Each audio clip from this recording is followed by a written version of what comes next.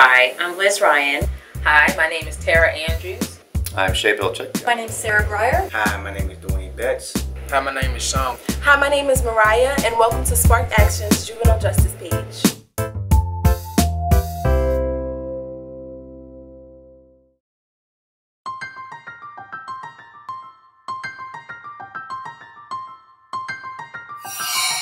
The juvenile justice system is a pretty big creature that is designed to deal with allegations of a young person committing a violation of the law. Juvenile justice is our response to kids who make mistakes.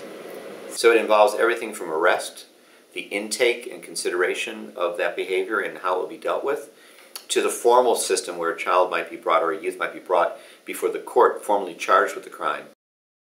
Most people would define juvenile justice as the separate justice system that was founded a little over 100 years ago to work with young people who are in conflict with the law.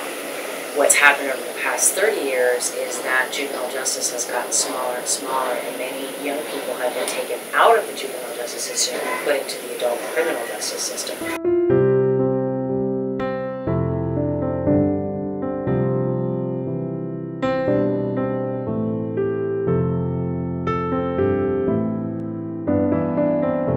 Kids as young as 11, 12, 13 can be transferred into the adult system. Once they're there, they are sent to adult jails, they're sent to adult prisons, they're treated like adults in all aspects. When young people are put into the adult criminal justice system, they can spend time pre-trial in adult jails.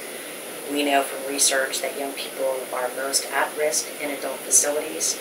Once they're in adult jails or in adult prisons, they are in contact with adults and they are more likely to be to have a sexual offense occur against them. They are more likely to commit suicide.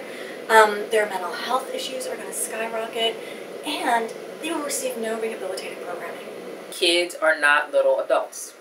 Therefore, when they commit certain acts that would be a crime if they were adult, they should be treated differently. I don't feel juveniles need to be at the jail, period. I think they need to be charged as juveniles and sent to get some help at a treatment facility, because that's what they need.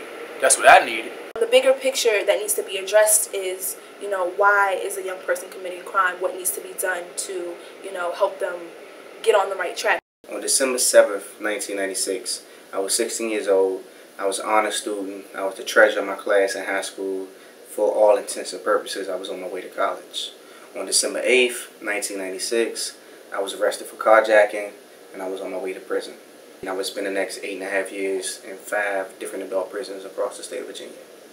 We have taken an overly punitive approach to kids who come into conflict with the law. This has massive repercussions for children, for these children, for their families, and for their communities, and for us as a society. Having to introduce them into a system that quite candidly too often swallows them up. I mean, we lose the ability to treat and work with them individually. So the services that end up getting supplied usually are services that should have been supplied before the kid committed a crime. But we don't really look at crime as a cry out for help. We look at crime as a character default.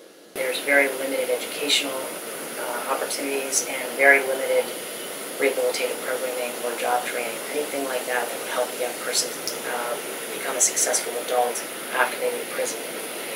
And we need to be thinking more on a community level as kids struggle with that pathway to adulthood and oftentimes commit violations of the law. But a lot of times kids are locked up for things that don't reach that level of you have something seriously wrong in your brain wiring. Most of the time it's a fight, truancy. We're very concerned about status offenses.